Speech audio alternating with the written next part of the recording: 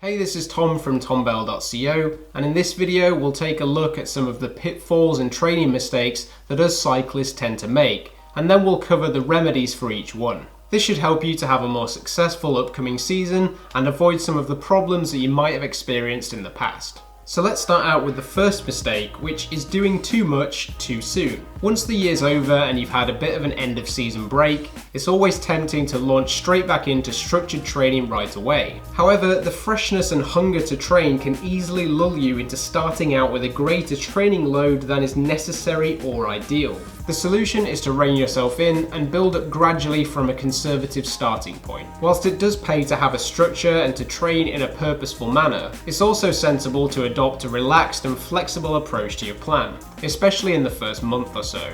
So the next mistake is mimicking the training of others. Trying to train exactly like someone else will often leave you either overextended or leaving some fitness on the table. In other words, another athlete's program is unlikely to be completely right for you. Instead, feel free to take inspiration and ideas from the training of others, but always stay focused on what's appropriate for you as an individual, and train in a way that's right for your current fitness level, your unique strengths and weaknesses, and the demands of your goal events. So moving on, and the third mistake is doing too much high intensity. High intensity training is arguably the best approach for those with very limited training time, meaning around 3 to 6 hours per week. However, if you do have the time to ride for longer durations, either during the week or at the weekend, make sure you take advantage of the opportunity to fit in some low intensity, high duration workouts. There's a far stronger correlation between high fitness levels and volume than there is intensity.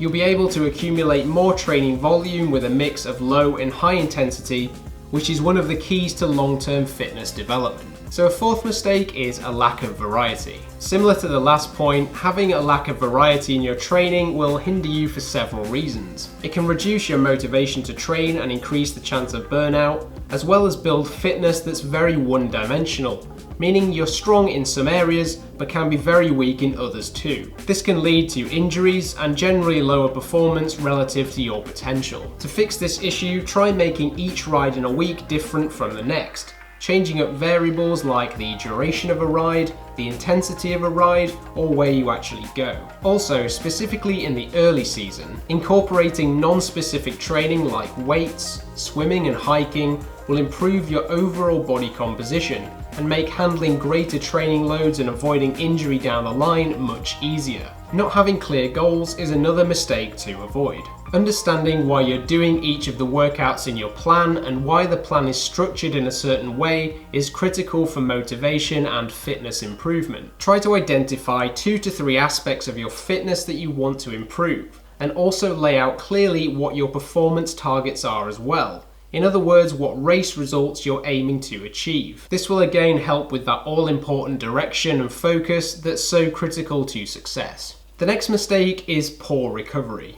We as athletes are generally great at nailing our workouts, but could do with some improvement in the area of recovery best practices. There are lots of things you can do to improve recovery. These include making sure you eat a high GI meal as soon as possible after a training session, staying off your feet as much as you can post-ride and even elevating your legs if possible, and trying to get consistently good sleep. Now these 3 will get you 90% of the way there, but if you want a full recovery best practice checklist, click on the card appearing now.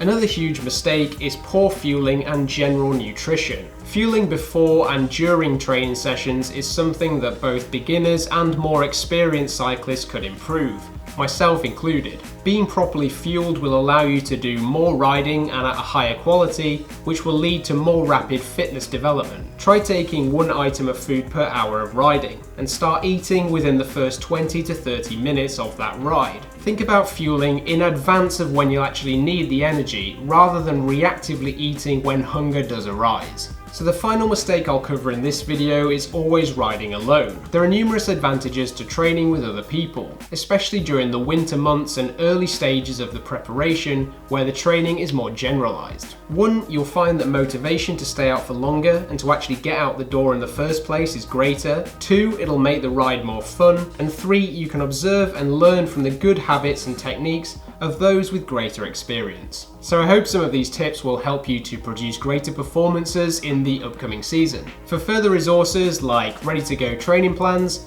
my own training on Strava, and some of my other content on the website, please check the links in the description below this video. Thanks again for watching, and I'll catch you on another video soon.